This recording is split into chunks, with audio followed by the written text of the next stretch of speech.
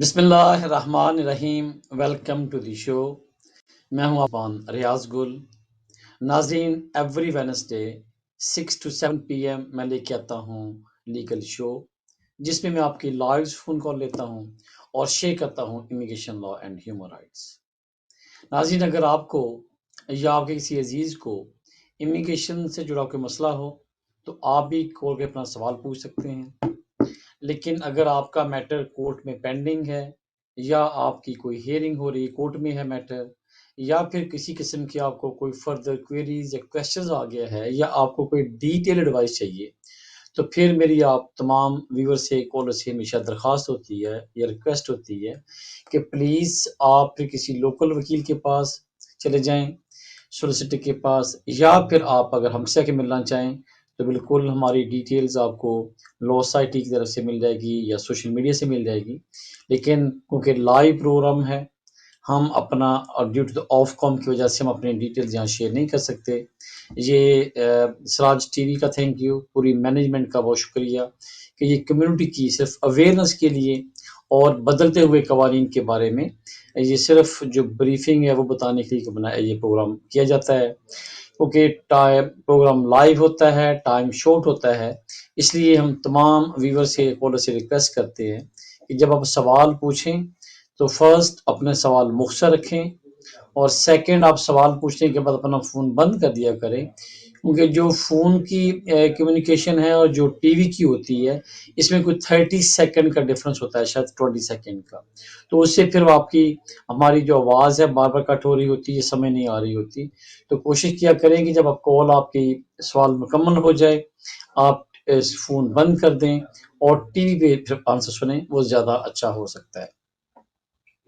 हमने जो भी प्रोग्राम लास्ट किए थे और बल्कि जो लेटेस्ट हमारा एपिसोड था लास्ट वाला, हम कोशिश करते हैं कि 2, 3, 4 टॉपिक के अंदर सिर्फ एक सवाल लें और उसके अंदर फिर उसी कैटेगरी को थोड़ा सा डिटेल से एडवाइस कर दें, ताकि जितने भी व्यूअर्स उस relevant to the same category या सेम क्वेश्चन या क्वेरी वो देख रहे हैं हमारा प्रोग्राम, उनके लिए फिर बेनिफिशियल हो।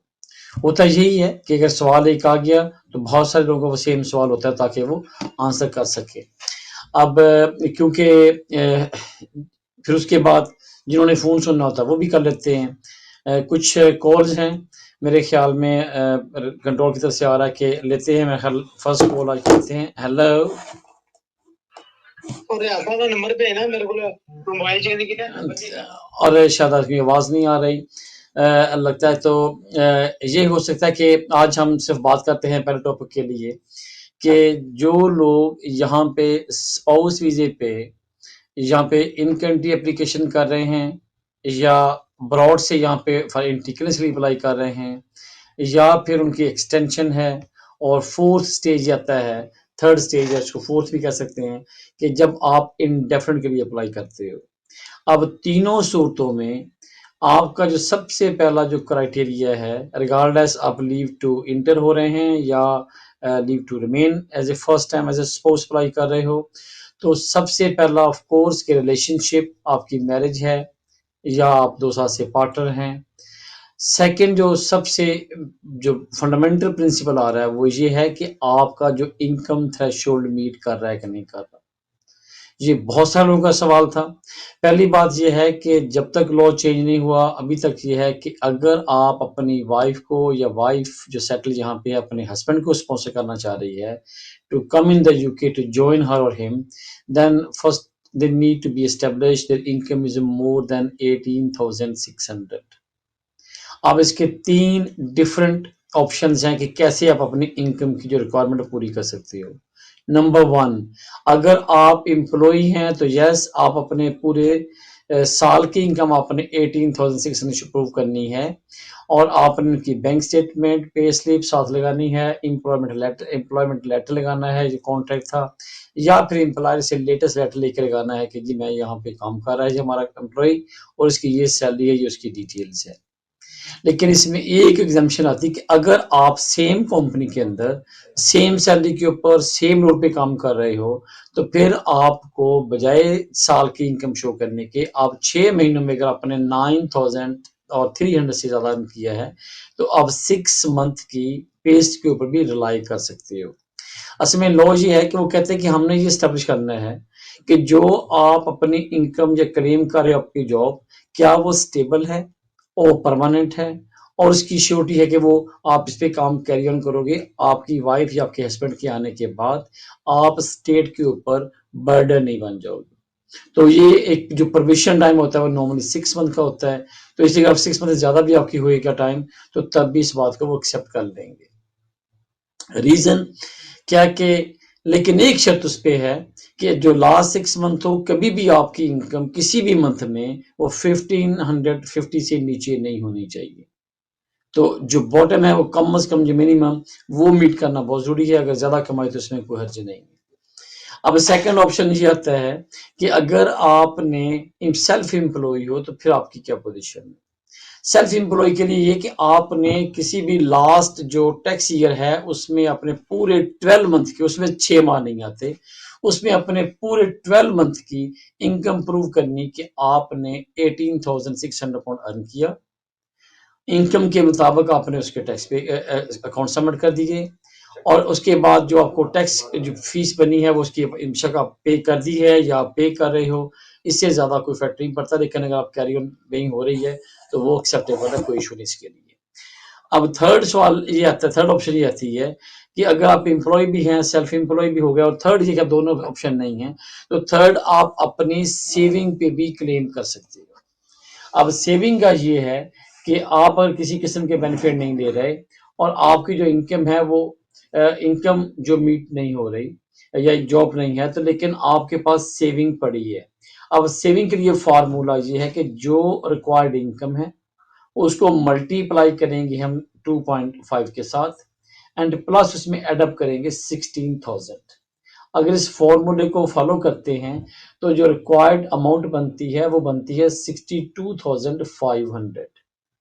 अगर आप एम्प्लॉय नहीं हैं, सेल्फ एम्प्लॉय काम नहीं किया, आप सपोज करें कि आप फॉरेन से किसी के साथ आना लेके आना चाह रहे हैं और आप भी फॉरेन बैठे हैं, तो तब भी आपके पास राइट है कि आप अब्रॉड में बैठे हुए अगर आपके पास इनकम स्टैब्लिश हो रही है तो आप इकट्ठे अपने पार्टनर को लेके यहाँ यूके में आ सकते हैं। लेकिन उसकी शर्त ये है कि जो रिक्वायर्ड अमाउंट है 62,500, it should be more than 6 month in your account. वो कंपनी अकाउंट एक्सेप्टेबल नहीं है, वो सेविंग अकाउंट एक्सेप्टेबल नहीं है। इट शुड बी जस्ट वो एक अकाउंट में हो, दो में हो, या जॉइंट में हो या सेपरेट में हो, but no matter in total amount should be more than 62,500, और वो करंट अकाउंट में हो कि ताकि आप इमीडिएटली विदाउट एनी नोटिस या विदाउट एनी लॉस आप किसी भी उस पैसे को विड्रॉ कर सकते हो। जो कंपनी के पैसे होते हैं वो आपके पैसे नहीं हैं, इसलिए हमेशा के ये कहा जाता है कि आपके पर्सनल करंट अकाउंट में पैसे पड़े होने चाहिए, और वो 6 मंथ की अगर आप पैसे लगाओगे सेविंग तो वो एक्सेप्टेबल है। बट मेक श्योर करें कि जो 6 मंथ का टाइम है उसमें कभी भी आपकी जो अमाउंट है the closing balance never be gone down the 62,500 उसके इक्विवेलेंट। अब इसमें दो ऑप्शन फिर अगेन आती हैं। अगर आप कहीं आपका यूके के अंदर अकाउंट है तो वो पाउंड में होगा ऑफ कोर्स, लेकिन अगर आपका कहीं फॉरेन कंट्री में फॉरेन करेंसी में है तो वो भी एक्सेप्टेबल है। आपको बजाय इसके क्या पहले उसको कन्वर्ट करें, पैसे स्पेंड करें और पाउंड में डालें। अगर आपका किसी भी कंट्री में उसकी लोकल करेंसी या जो भी उसकी स्टर्लिंग है उसमें होएगा तो वो भी एक्सेप्ट है, इसलिए आपको वो वरी करने की जरूरत नहीं है। तो जो पहला पॉइंट है इनकम का आता है। अब सेकंड पॉइंट ये आता है कि आपने इंग्लिश जो रिक्वायरमेंट है वो मीट करना क्राइटेरिया। अब इंग्लिश के लिए जो फर्स्ट एप्लीकेशन है from the abroad to come in the UK या टू इंटर द यूके, उसके लिए आपको A1 का एग्जाम पास करना पड़ता है। अब A1 आइल्स के एग्जाम के लिए मेक श्योर किया जाए। कुछ साथ साथ कुछ कॉल्स आ रही हैं, लेते हैं। Hello hello. Hi, I'm watching your program on TV. Oh, thank you. Your Your voice is breaking, my friend. Yes, you are live. I'm speaking Riaz Gul. How may I help you, sir?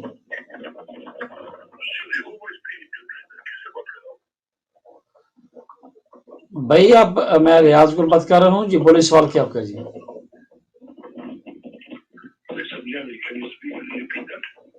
Okay, my friend, I'm speaking Riaz Gul. I'm a solicitor. I'm doing the advice live on the Siraj TV.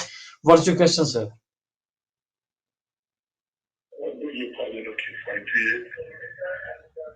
I think your voice is breaking. Let me other call. Hello. जी वालेकुम अस्सलाम जी रियाज साहब से बात कर रही हैं जी मेरे भाई लाइव हैं बोले सवाल क्या है जी मैं बात कर रहा हूँ जी हेलो सर आप लाइव हैं मैं बात कर रहा हूँ रियाज गुल जी फरमाइए मेरे भाई क्या बस सवाल है जी जी अच्छा भाईजान बात ये है मेरे पास स्टेटस है ऑर्डर बेस के लिए तो 10 साल में रूम में था 2017 में मुझे पहला स्टेटस मिला था ठीक है चलिए उसके बाद मेरी 2.5 साल लीव खत्म हुई तो बाद मैंने स्विच कर लिया 5 ईयर में ना अभी जो कह रहे हैं नया कानून बनाया कि 5 साल हो जाए कंप्लीट कि आपके पार्टनर के बेस में आप इंडेफिनिट स्टे अप्लाई कर सकते हैं जी क्या मैं उसमें एलिजिबिलिटी हूँ कि मैं अप्लाई कर सकता हूँ या नहीं ठीक और कोई सवाल आप मेरा वीजा खत्म होगा सितंबर में 12 तारीख पहले आपने 2.5 साल गुजारे थे अंडर द 10 इयर्स रूट और फिर आपने 2.5 साल गुजार लिए under the 5 years route yes आप क्वालिफाइड करते हैं मेरे भाई नो प्रॉब्लम जरूर क्वालिफाइड करते हैं जी इसमें कोई वेज वगैरह या इस तरह का है कोई ओपिनियन जो ओके आप टीवी पे आंसर सुने मैं आपको तफसील से आंसर करता हूँ ठीक है मेरे भाई फोन कॉल कर दें बेशक राइट देखिए जो आपने अभी रिसेंटली जो 22 जून को लॉ आया है उसके मुताबिक ये कहा जाता है कि अगर आपने यहाँ पे 10 साल की बेशक को वीज़ा मिला और आपने 4 साल गुजार लिए आई थिंक और कॉल आ रही है जी लेते हैं call hello hello I've got a question for you, for UK law. Can you help me? Yes, my friend. What's your question, sir? The question is, I'm from India. I'm 71 years of age. I got married last year in India. I own a property here. I am retired. Right. And I'm trying to get my wife over to join me. Right. My wife has 2 children. Right. 13-year-old and a 15-year-old daughters. One is 15, one is how old is that? 13. 13 or 15. Okay, underage, right? Yeah. Right. The problem is, she never went to school. She went to madrasa, 7-8 years. So obviously, the English is very poor. Right. She doesn't really English at all. I'm trying to put her through courses in India to learn English. But when it comes to the test, she keeps failing. Right. She's failed 5 times so far. Right. Is there any other way to... And how old she is, by the way? She's 38. I'm 71. 38. Okay. Right. No, but my friend, you can... She's 38, yeah. Okay, so you can, I think this will answer on the TV if you don't mind. Your voice is breaking and you can, I think you can just finish the call and you can go to TV and you can watch on the TV. Okay, my friend, thank you for your call. And first, let me to answer your question. You are saying, unfortunately, she attempted 5 times, but all the time she failed. But the law say until your age, until unless you pass the exams, your application will very hard to be accepted in a positive way because the over the 18 and the up to 65 age, it's a mandatory and each and every person have to be attached is an English certificate to apply to come in the UK as a spouse.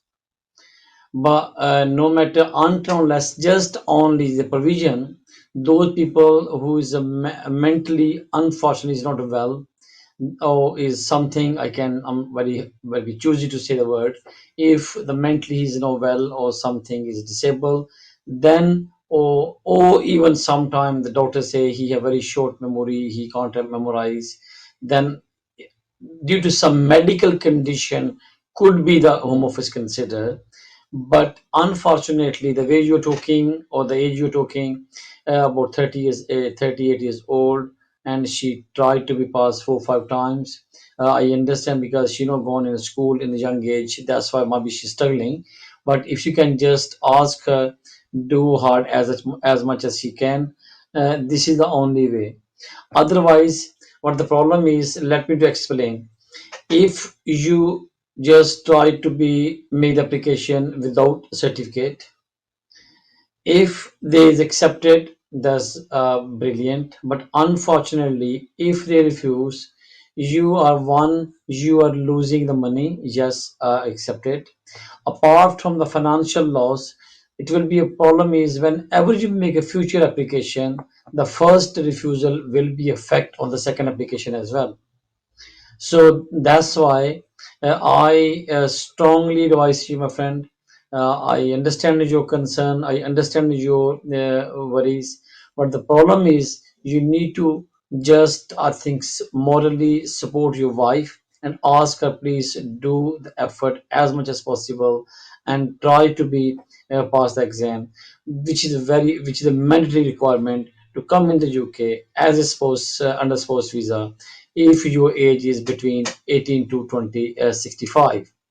Otherwise, if you're saying due to some short of memory, she can't read and write, you can get the letter from the doctor, you can take a risk, but the risk is not small, is big.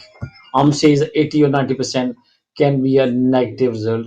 So I advise, this is the only way. She need to pass the exams and then you should make the application.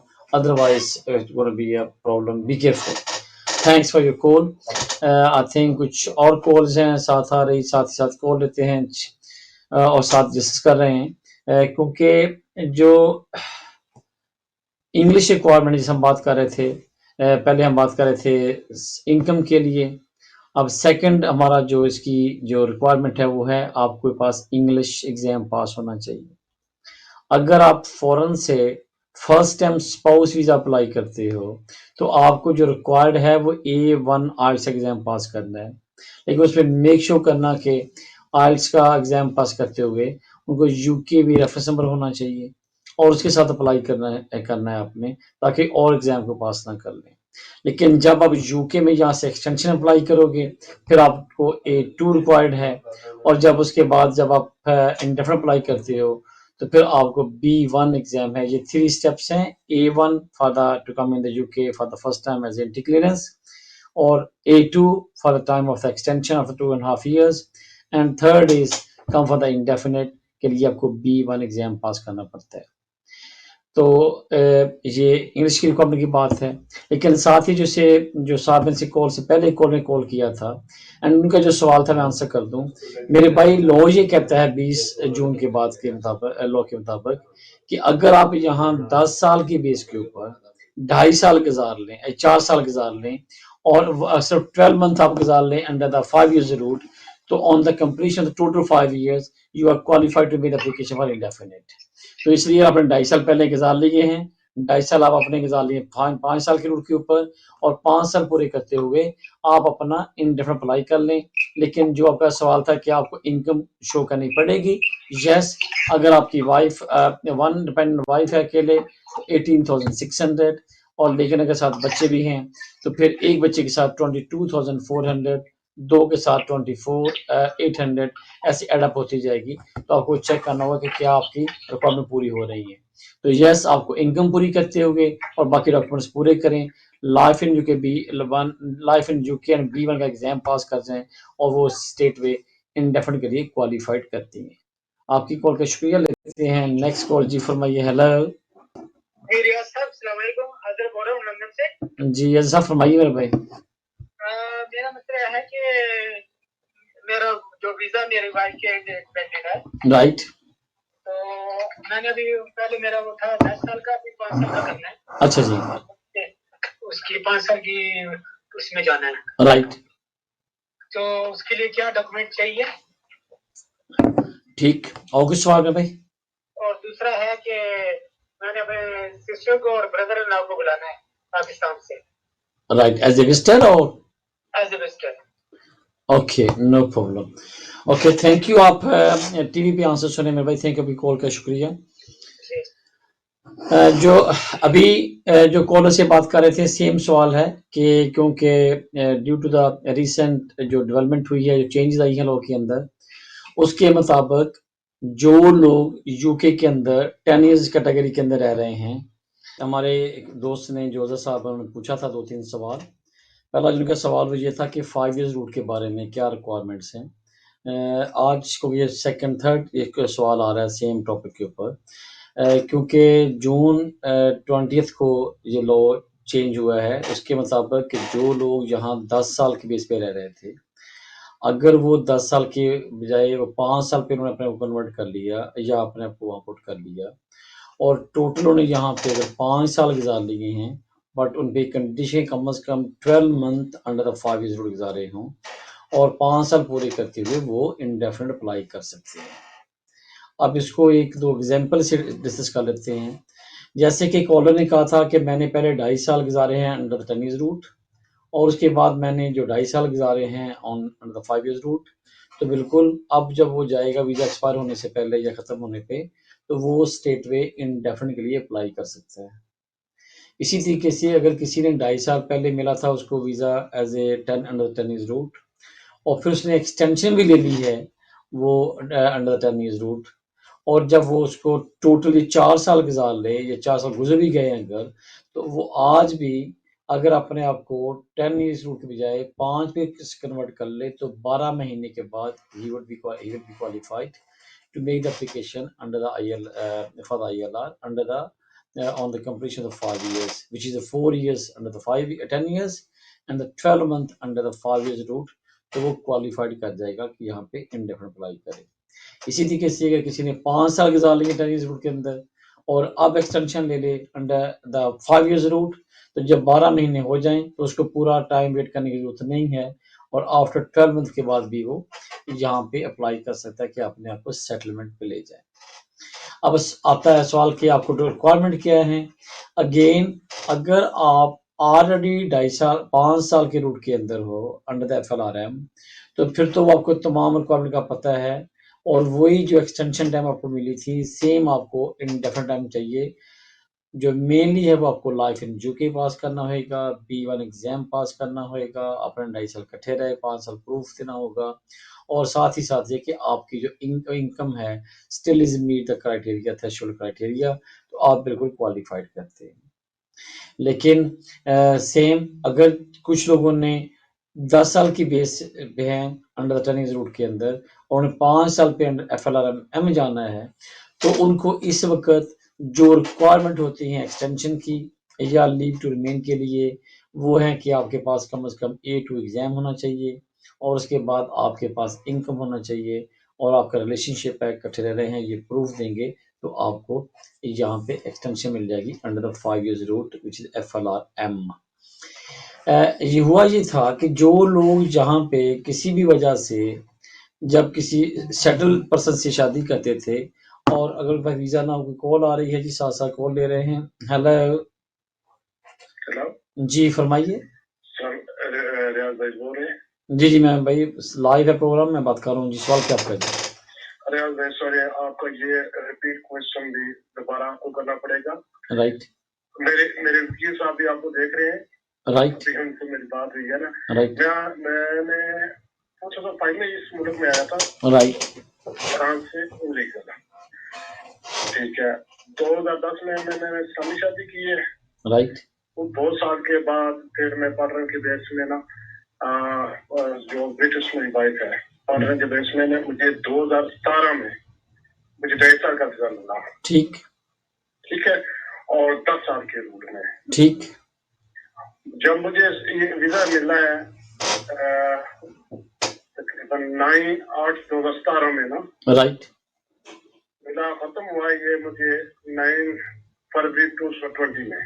Right, इसके बाद मैंने 5 साल में switch हुआ, 5 साल में। ठीक, 5 साल के बाद मुझे 13/3/2020 में वीजा मिला है। फिर इशू जो ये किया है उन्होंने, फिर 12/9/2022 में मेरा वीजा खत्म होगा नेक्स्ट मंथ को, ठीक सितंबर में। ठीक है भाई साहब। ठीक। अभी जो मेरे मेरे वकील साहब वो देख रहे हैं, सॉरी मैं आपको थोड़ा टाइम वेस्ट नहीं कर रहा। कौन देख रहा है जी?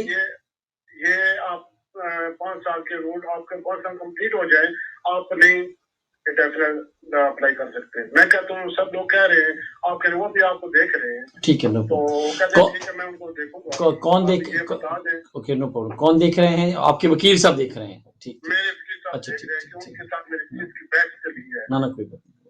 वो कहते हैं कि ये रूल नहीं जाता, आप डेफिनेट स्टे नहीं अप्लाई कर सकते। मैं कहता हूँ ओके, मैं कॉल करता हूँ भाई साहब। Right, no problem. और कोई सवाल आपका है मेरे भाई? जी भाई, कोई और भी सवाल आपका है मेरे भाई? और कोई बात सवाल ओके, तो थैंक यू। आप कॉल बंद कर लें और टीवी पे आंसर सुने, नो प्रॉब्लम जी। ठीक है भाई जान, थैंक यू वेरी मच। अल्लाह को खुश रखे। सबसे पहले बहुत शुक्रिया मेरे भाई, आपने कॉल किया और साथ जो हमारे उन्होंने कहा कि कोई ऑनरेबल हमारे कोई फेलोज भी हमें वॉच कर रहे हैं। ऑफ कोर्स 2 चीज़ें हैं मेरे भाई। जो भी वकील हो रहा है ना, जो आपका जो रिप्रेजेंटेटिव है, वो ज़्यादा आपके डिटेल्स, आपके मैटर को जानता होएगा। पहली बात, तो जो उन्होंने आपको एडवाइस किया होगा, मेरा ख्याल है कि मैं उनकी एडवाइस को रिस्पेक्ट भी करूँगा और ऑनर भी करूँगा। और अनटिल कि कम से कम मुझे तमाम अगर डॉक्यूमेंट्स ना दिखाओ तो शायद मैं कहूँगा कि आपको अपने वकील की बात माननी चाहिए। अब सवाल आता है कि जो मैं एडवाइस कर रहा हूँ या हम बात कर रहे हैं, क्या उस पे आप एग्री करते कि नहीं करते? इट इज़ सेकंड पॉइंट आता है। अब हुआ ये है कि लॉ 10 साल का इसलिए बना था कि कुछ लोग अगर यहाँ पे इल्लीगल हैं और वो किसी ब्रिटिश सिटीज़न से यहाँ पे रिलेशनशिप बनता है, शादी करते हैं, रहते हैं, या फिर रिलेशनशिप से बच्चा पैदा होता है, तो क्योंकि उनके पास यूके के अंदर लीगल स्टेटस नहीं होता था, तो इस वजह से ये जुलाई 2012 में 10 इयर्स का रूट इंट्रोड्यूस करवाया गया। और उसका मकसद ये था या ऑब्जेक्टिव ये था कि लोगों को फैमिली से ब्रेक ना किया जाए और उनको यहाँ पे एक शॉर्ट टर्म स्टेटस दिया जाए और उसको 10 इयर्स के रूट में डाल दिया जाए अंडर द ह्यूमन राइट्स। लेकिन उसका 2.5 साल की 4 एक्सटेंशन लेने के बाद जब वो 10 साल अपने मुकम्मल कर ले और वो अपना इंडेफिनिट अप्लाई कर सकता था। लेकिन ये जुलाई 2012 से एक लॉ ये 7 साल चल रहा था, पैरेलल चल रहा था कि जब आपको वीज़ा मिल जाए अंडर द 10 इयर्स रूट, आप बेशक महीने के बाद अगर आप तमाम रिक्वायरमेंट पूरी कर रहे हो, तो आप अपने 10 से 10 इयर्स के रूट से अपने आप को 5 ईयर के रूट पे डाल सकते हो। ये हमारे बहुत सारे क्लाइंट ने ऐसे किया था। मसलन अगर सपोज़ करें कि हमारा एक क्लाइंट था कि उसकी वाइफ़ थी ब्रिटिश, उसके पास यहाँ पे शादी कर ली, उसको 10 साल के बेस पे वीज़ा मिल गया। उनकी income I think she was an social carer, उसकी इनकम मोर देन 30,000 थी, इनकम मीट कर रहे थे। और जब उनको वीज़ा मिला, क्योंकि वो लीगल हो गए और रिक्वायरमेंट पूरी होना शुरू हो गई, उन्होंने 10 साल की बजाय 5 साल पे अपने आप को स्टेट में कन्वर्ट कर लिया। एक कॉल आ रही है लेकिन बार-बार वो कॉल ले लें फिर आपके साथ बात करते हैं। हेलो। हेलो, सत श्री अकाल भाई। जी, सत श्री अकाल भाई जी। मैं भाई लाइव गल करनी चाहना। भाई जी मैं रियाज गुल बोल रहा, प्रोग्राम लाइव आ, तुसीं पुछो, थोड़ा सवाल कीए जी। पिछले सीगा ਸਾਡੇ ਇੱਥੇ ਬੇਟੀ ਸਟੂਡੈਂਟ ਆਈ ਸੀਗੀ ਪੜ੍ਹਨ ਵਾਸਤੇ। ਅੱਛਾ ਜੀ। ਤੇ ਉਹ ਬਿਮਾਰ ਬਹੁਤ ਹੋ ਗਈ ਸੀਗੀ ਤੇ ਉਹਨੇ ਫਿਰ ਜਿੱਦਾਂ ਡਾਕਟਰ ਨੇ ਲਿਖ ਕੇ ਬਲੱਡ ਵੀ ਪਾਤੀ ਸੀ ਉਹਦੇ ਮਦਰ ਨੂੰ। ਹਾਂਜੀ। ਤੇ ਨਾਲ ਇੱਥੋਂ ਕਿਸੇ ਤੋਂ ਸਪਾਂਸਰ ਵੀ ਪਵਾਤੀ ਸੀਗੀ, ਪਰ ਉਹਨਾਂ ਨੂੰ ਕੱਲੇ ਪਾਸਪੋਰਟ ਹੀ 5 ਦਿਨਾਂ ਬਾਅਦ ਆ ਗਿਆ ਸੀਗੇ, ਤਾਂ ਮੁੜ ਕੇ ਹਾਲੇ ਕੋਈ ਡਿਸੀਜਨ ਨਹੀਂ ਆਇਆ ਕੁਝ। ਓਕੇ, ਠੀਕ ਆ। ਕੀ ਆਪਾਂ ਇੱਥੇ ਕੀ ਕਰ ਸਕਦੇ ਹਾਂ? Okay no problem. तुसीं एप्लीकेशन पाई है, वेट करते पे हो। द बेस्ट वे कि बस वेट करो, क्योंकि तुसीं हुण सिर्फ वेट आपां कर सकते हैं। नॉर्मल एप्लीकेशन आ वो 4 तो 8-6 महीने च डिसाइड होंदी है, क्योंकि अगर तुसीं पढ़ नहीं जा रहे, बीमार हो गए और उन्होंने एक्सटेंशन अप्लाई करती है, ये हुण डिपेंड करता कि केस वर्कर नूं किस कंसीडर कर। तुसीं अपना फोन बंद करो, टीवी सुनो मेरे भाई जी गल प्लीज़। अच्छा देखिए, अगर आपने एप्लीकेशन डाल दी है और आपके बायोमेट्रिक हो गए हैं, अब आप कुछ नहीं करें, वेट करें। होम ऑफिस जो भी डिसीजन देगा वो आपको या आपके वकील को वाया ईमेल आपको या वाया लेटर आपको सेंड कर देगा। अब आपने बोला कि वो बीमार हैं, ठीक नहीं थी, वीज़ा एक्सटेंशन अप्लाई हो गया है, तो लिहाजा जब तक डिसाइड नहीं होता वो यहाँ पे लीगल हैं, उनको यहाँ से निकाला नहीं जा सकता, तो आप इसमें वरी ना करें।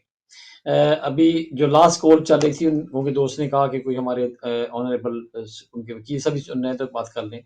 अच्छा, बात ये थी कि अगर आपने वो जो डिस्कशन थी कि 10 साल की बेस पे अगर आप लीगल हो जाएं तो आप इमीडिएटली भी अपने आप को 10 ईयर से 5 ईयर के रूट में कन्वर्ट कर सकते थे। ये लॉ जुलाई 2012 से स्टार्ट है और हर बंदा जो थे वो जो डिस्कस करते थे वकीलों के साथ उन्होंने किया है। और कुछ लोग क्या करते थे कि जब 2.5 साल पूरे होने पे एक्सटेंशन करते थे, वो बजाय 10 ईयर्स की रूट करने के बजाय वो 5 साल पे करते थे। सर सॉरी, कॉल बार-बार आ रही है जी, ले रहा हूँ कॉल। हेलो। हेलो जी फरमाइए भाई। Is it Mr. Gul? Yes, I am speaking. Yes, how's you doing, sir? Not too bad sir. This is Vikas. Vikas, I'm Can I, on the yes, TV live. What's your question, my friend? yes. Can I, being in self-employed here in UK, what Right. documents are required to submit or file a visa for the spouse? Okay, lovely. No problem. I will answer on the TV, my friend. Let me finish the first Yes, question. thank you for that. No problem, sir. No problem. Okay ji, पहले भी बात हो रही थी वो tennis root वाली, फिर मैं जाऊंगा सेल्फ एम्प्लॉय पे। तो मेरे भाई जो दोस्त हमारे ने सवाल पूछा था, अभी के लिए इसको मैं इंतहाई शॉर्ट करने की कोशिश करता हूँ कि लॉ ये कहता है कि अगर आप अंडर द 10 ईयर्स रूट पे आपका वीजा मिला हुआ है और आपने मोर देन 4 इयर्स गुजार लिए हैं अंडर द 10 इयर्स रूट, अपने आप को क्वालिफाइड करते हुए या उनकी जो रिक्वायरमेंट पूरी करते हुए आप अपने वीजे को स्विच कर लें अंडर द FLRM, जो कि 5 साल का रूट बनता है। और उसके अंदर अगर आप 12 महीने गुजार लें तो टोटल आपने more than 4 years under the 10 years route और at least 12 month under the 5 years route गुजारते हुए 5 साल मुकम्मल हो जाते हैं, तो यस आप क्वालिफाइड करते हो कि आपको यहाँ पे इंडेफिनिट की एप्लीकेशन की जाए। अगर आपके मेरे भाई अगर आपके वकील साहब ने कुछ और कहा है तो उनसे डिस्कस कर लें। मुझे लगता है कि बिल्कुल वो क्योंकि उनके पास तमाम आपके डॉक्यूमेंट्स हैं, वो आपके केस को ज़्यादा क्लोज़ली एंड डिटेल से जानते होंगे। बट जो मेरी अंडरस्टैंडिंग है, और हम लोग अथॉरिटी नहीं है, लेकिन इसलिए प्रोग्राम का मकसद होता है कि लाइव आपको एडवाइस करें। लेकिन इसके साथ-साथ अगर आप चाहते हो कि मुझसे सेकंड ओपिनियन भी लेना, तो इज़ मोर देन वेलकम। आप अपने केस को अपने वकील का साहब के पास रखें, जो उनकी डिस्कशन है उसको, जो एडवाइस है उसको फॉलो करें। लेकिन अगर आप चाहते हैं कि मुझे सेकंड ओपिनियन लेना, तो मोर देन वेलकम। ये प्रोग्राम कुछ हम लोग आर्गुमेंट्स के लिए या चैलेंज के लिए नहीं है। रिगार्ड के जो भी हमारे फेलो सॉलिसिटर या बैरिस्टर या जो भी रिप्रेजेंटेटिव आपको हमें देख रहे हैं, उनका भी शुक्रिया। लेकिन आइडियली इंस्टेड ऑफ कि आप उनसे आर्गुमेंट करें या डिस्कशन करें या उसको चैलेंज करें उनकी एडवाइस को, अच्छा होगा कि आप जो पेपर लेके कोई सेकंड ओपिनियन ले लें और साथ-साथ ये डिस्कस कर लें कि जो आपका मैटर वो क्या है। ओके, पॉसिबल है कि आप अंडर द 5 ईयर्स रूट हो और आपने 5 साल के अंडर आपने ना वीज़ा लिया हो, तो फिर तो आप क्वालिफाइड नहीं करते। तो इन शॉर्ट ये कि जो आपकी कंडीशन है, आप पे 2 कंडीशन लागू होती हैं। 1 कि आपने कम से कम यहाँ पे 5 साल लीगल गुज़ारे हों एज़ अ स्पाउस और उन 5 साल में कम से कम 12 मंथ आपने गुज़ारे हों अंडर द 5 इयर्स रूट। अगर ये 2 शर्तें पूरी हो रही हैं, प्लस ऑफ कोर्स कि आपने life and educate test pass करना है, B1 एग्ज़ाम पास करना है, 5 साल का प्रूफ देना है, जो आपकी इनकम थ्रेशोल्ड है उसको मीट करना है और ये तमाम चीज़ें पूरी करते हुए आप अपनी इंडेफिनिट की एप्लीकेशन कर सकते हो। लेकिन एक अनफॉर्चुनेट है जो तमाम व्यूअर्स के लिए बताता चलूँ कि जो आपकी नेशनैलिटी है, वो आप फ़ौरन नहीं अप्लाई कर सकते क्योंकि उसके लिए एक अलहदा डिफरेंट कंडीशन है कि तब तक आप यहाँ पे नेशनैलिटी की एप्लीकेशन आपकी कंसिडर नहीं होएगी, जब तक आप यूके के अंदर कम से कम 10 इयर्स लीगली यहाँ गुज़ार नहीं लेते। तो जो इंडेफिनिट वाला पार्ट है, यस उसके लिए हम काफ़ी कॉन्फिडेंट हैं कि आप क्वालिफ़ाइड कर जाएँगे, अगर आप ये 2 शर्तें पूरी कर रहे हैं और उसके बाद सेकंड पार्ट आएगा आपकी नेशनैलिटी का, तो उसके लिए फिर आप अगेन सेकंड ओपिनियन या एडवाइस ले सकते हो। जो दोस्त हमें वॉच कर रहे हैं, व्यू कर रहे हैं, उनका भी शुक्रिया और अगेन मेरे भाई वकील साहब के साथ आप प्यार से जाके बात करें और उनको बताएँ कि ये मुझे लगता है कि हमारी अंडरस्टैंडिंग है। बट अगर आप लोकल हैं, हमारे पास मिलना चाहें, मोर देन वेलकम।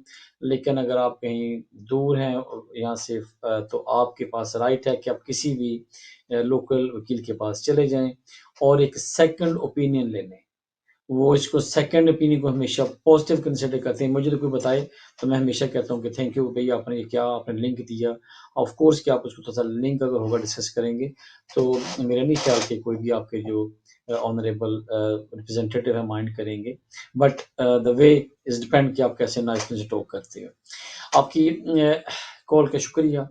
जो सेल्फ, एक दोस्त ने पूछा कि सेल्फ एम्प्लॉयमेंट के ऊपर अगर स्पाउस वीजा अप्लाई करना तो उसके लिए क्या रिक्वायरमेंट है। बेशक आप इंटीग्रेंस अप्लाई कर रहे हो या आप यूके के अंदर एक्सटेंशन अप्लाई कर रहे हो या लीव टू रिमेन अप्लाई कर रहे हो या आप जो थर्ड सेशन आपका आता स्टेज इंडेफिनिट अप्लाई करते हो, तो आपको इनकम थ्रेशोल्ड जो है वो मीट करना आपके लिए मस्ट है। एम्प्लॉयर के लिए होता है कि आपने कोई भी लेटेस्ट 6 मंथ पे अप्लाई कर लें या 1 ईयर पे अप्लाई कर लें। लेकिन जो सेल्फ एम्प्लॉय होते हैं उनके लिए लास्ट टैक्सेबल जो टैक्स ईयर होता है उसके 12 मंथ की इनकम प्रूव करनी मस्ट है। नंबर 1 उसमें क्या आएगा कि आपके जो अकाउंट्स हैं वो आपने एचएमआरसी को सबमिट किए। नंबर 2 ये कि आपके पास जो इनवॉइसेस हैं वो आपने प्रोड्यूस किए हैं। नंबर 3 जो सबसे इम्पोर्टेंट पार्ट है कि आपने अपने अकाउंटेंट से एक कंफर्मेशन लेटर जरूर अटैच अपने एस्टेब्लिश करना है, साथ लगाना है अपनी एप्लीकेशन के अंदर कि नंबर 1 कि yes I confirm I am the accountant for A and B and C, his your name, address, date of birth and your national insurance must be mentioned on the letter. And the second, he need to confirm yes I'm the accountant for the above named individual. His income from this date to this date in 12 months more than this amount and the account has been submitted and the tax has been paid. अगर आपने tax नहीं भी पे किया तो वो लिख दे कि अकाउंट हैज बीन सबमिटेड और फलां फलां, उसके बाद अपना साइन। लेकिन अगर उसने अपने टैक्स पे कर दिया है तो ये लिखा जाएगा तो ज़्यादा क्रेडिबिलिटी आपकी जाएगी। लेकिन अगर नहीं भी पे किया तो फिर मेंशन ना करें और आप उसकी जो इंस्टॉलमेंट है पे कर रहे हैं उससे कोई मैटर नहीं करता। लेकिन एक जो इम्पोर्टेंट सवाल यहाँ पे आ रहा है, बहुत सारे लोग कहते हैं जी मेरा मार्च में मेरा अकाउंट थे लेकिन ड्यू तो मेरे हैं जाके जनवरी में, तो मुझे क्या जरूरत पड़ी मैं जमा कराऊं। मेरे भाई ये बात नहीं है। आपके जो अकाउंट्स हैं वो अप्रैल से लेके मार्च तक की आपकी इनकम है, आप 7th of अप्रैल को अपने अकाउंट सबमिट करवा सकते हो। वो जो अप्रैल से लेके दिसंबर या जनवरी तक का जो टाइम है वो एक ग्रे टाइम होता है आपके पास कि जब मर्जी आप कर लें, बट ये नहीं कि आप आराम से बैठे रहें। अगर तो आप एप्लीकेशन किसी भी ईयर के अप्रैल में करें तो मेरी स्ट्रांगली एडवाइस होती है कि आप अपने मार्च तक के अकाउंट सबमिट करवा के और लेटेस्ट अपने अकाउंट पे अप्लाई करें, वो आपके लिए पॉजिटिव इम्पैक्ट जाएगा। इस तरीके से आप कहते हो कि अकाउंट्स हो गए, अकाउंटेंट ने कंफर्म कर दिया, इनवॉइसेस हो गई। अब जो मेन पार्ट आता है वो ये है कि आपका सोर्स ऑफ इनकम जो है वो आपके अकाउंटेंट से, एचएमआरसी से और आपके जो इनवॉइस उससे कंफर्म हो रहा है। लेकिन जो प्रूफ ऑफ इनकम है वो डेमोन्स्ट्रेट होना चाहिए इन योर बैंक स्टेटमेंट। तो आपको जिस 12 महीने की आप इनकम क्लेम करोगे उन्हीं 12 महीने की आपने बैंक स्टेटमेंट भी लाजमी लगानी है, जिसमें आपकी इनकमिंग एंड आउटगोइंग जो भी ट्रांजैक्शंस हैं वो प्रूव होनी चाहिए। अब सपोज है कि सेल्फ एम्प्लॉय काम कर रहा है, उसके अकाउंट में £1,00,000 आया है, उसने उसके तमाम एक्सपेंडिचर निकालने, उसकी इनकम बनी £35,000 पे टैक्स पे कर दिया, यस दैट्स एक्सेप्टेबल। बट ये भी नहीं हो सकता कि आप कहते हो कि मेरा जो इनकम है वो मेरी बनी है 50,000 लेकिन मेरे बैंक में तो सिर्फ £18,000 है। हाउ यू कैन क्लेम कि आपकी इनकम इज मोर देन 30,000 या आपकी अमाउंट जो है जो इनकम है मोर देन 25,000। तो इसलिए ये दोनों चीजों का कोलैबोरेट होना बहुत जरूरी है। जो इमिग्रेशन ऑफिसर वो सबसे पहले चेक करेगा कि आप क्लेम करते हो कि आपके जो टर्नओवर था आपका सेल्फ एम्प्लॉय वो था सपोज करें 35,000, आपने एक्सपेंडिचर निकाल ले और उसके बाद आपने और चीजें करके आपके पास जो टैक्सेबल अमाउंट है वो बनती है आपकी 22,000 या 25,000। ये तो दो 2-3-4,000 का फर्क हो या 100 का हो तो समझ आता है, बट ये पॉसिबल नहीं है कि आपकी इनकम 35 लेकिन आपके बैंक में सिर्फ आया £5,000। और दूसरा ये होता है कि अगर आप कंपनी चला रहे हो तो फिर जो कंपनी में पैसा आया वो आपका एज ए सेल्फ एम्प्लॉय नहीं होएगा। तो आपने जो कंपनी से डिविडेंड्स लिए या आपने अपने विड्रॉ की सैलरी, वो आपके फिर एसए 302 से प्रूफ होएगा कि आपका जो ओवरव्यू, टैक्स ओवरव्यू उसे बोलते हैं, या आपके एसए 302 जो टैक्स रिटर्न है, उसमें आपकी इनकम क्या प्रूफ हो रही है।